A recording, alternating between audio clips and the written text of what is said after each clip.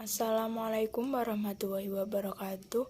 Perkenalkan, nama saya Mailani Lisnawati, absen 21 dari kelas 11 MIPA 4. Di sini saya akan menjelaskan sedikit materi tentang Indonesia sebagai poros maritim dunia untuk melengkapi tugas geografi lintas minat yang diampu oleh Bapak Arif Pujianto, SPD MPD. Pertama-tama, izinkan saya menyampaikan peta konsepnya. Indonesia sebagai poros maritim dunia. Indonesia berwujud negara kepulauan, memiliki laut luas dengan garis pantai terpanjang kedua di dunia.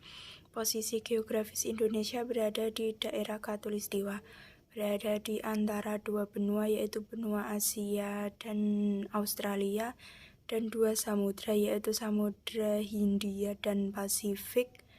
Mudah diduga sejak zaman kuno, lokasi Kepulauan Nusantara ini telah menjadi sebuah lokus persilangan alur lalu lintas laut dunia. 1. Letak luas dan batas Indonesia. A. Letak astronomis Indonesia berada pada 6 derajat lintang utara sampai 4 derajat lintang selatan dan 95 derajat bujur timur sampai 141 bujur timur.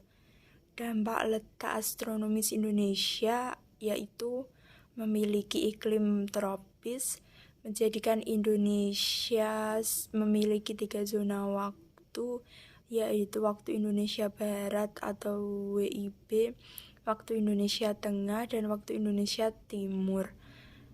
B. Letak geografis Indonesia berada di antara dua benua, yaitu benua Asia dan Australia, dan dua samudra, yaitu Samudra Hindia dan Pasifik. C. Luas. Secara geografis Indonesia terdiri dari beribu-ribu pulau dan memiliki luas lautan sebanyak 70% dari luas wilayah NKRI, sedangkan daratan seluas kurang lebih 1,9 juta kilometer persegi. Dan batas wilayah Indonesia. A. Batas teritorial darat. Wilayah Indonesia berbatasan di darat dengan beberapa negara seperti Malaysia, Timor Leste, dan Papua Nugini. Batas teritorial laut. 1. Laut teritorial, yaitu garis hayal yang berjarak 12 mil dari garis pantai terluar ke arah laut lepas. 2. Zona ekonomi eksklusif atau ZEE, yaitu 200 mil laut ke arah laut terbuka. 3. Landas kontinen, yaitu kedalaman lautnya kurang dari 130 sampai 200 meter. Terus C. Batas teritorial udara, yaitu batas wilayah udara horizontal dan batas wilayah udara vertikal. 2. Perkembangan jalur transportasi dan perdagangan di Indonesia. Pada masa kerajaan Nusantara banyak melakukan hubungan dagang dengan bangsa lain seperti Cina, India, Arab, sampai Eropa. 2. Masa kolonial. Pada masa kolonial, kemaritiman Nusantara mengalami kemunduran karena jalur-jalur perdagangan dikuasai oleh orang asing. 3. Masa kemerdekaan. Memulai kembali pembenahan di bidang kemaritiman seiring berkembangnya teknologi pelayaran dan navigasi, pola jalur transportasi dan perdagangan internasional mengalami penambahan jalur.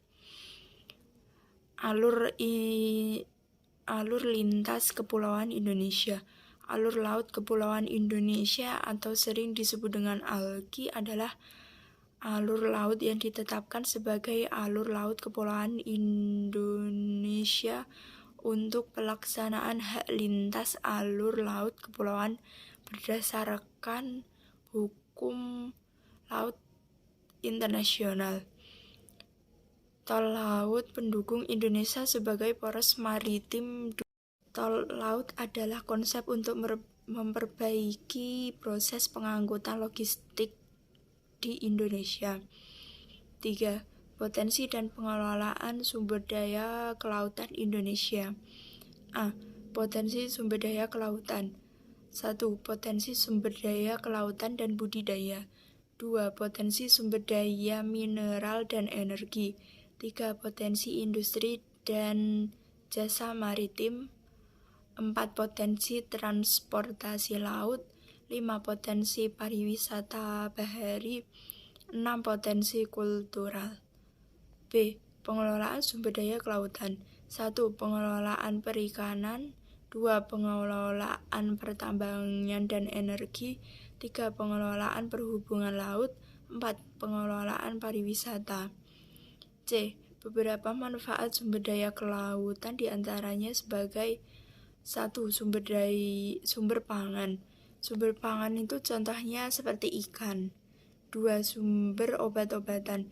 Sumber daya laut yang bisa dijadikan obat contohnya adalah terumbu karang. 3. Sumber mineral. 4. Sumber energi. Sumber energi itu seperti gelombang laut dan arus laut yang bisa dijadikan sebagai pembangkit listrik tenaga air. 5. Sumber lapangan kerja. Sumber lapangan kerja ini seperti nelayan dan lain-lain.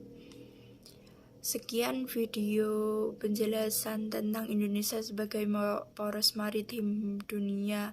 Untuk melengkapi tugas geografi saya, mohon maaf bila ada salah kata baik yang disengaja maupun tidak. Wassalamualaikum warahmatullahi wabarakatuh.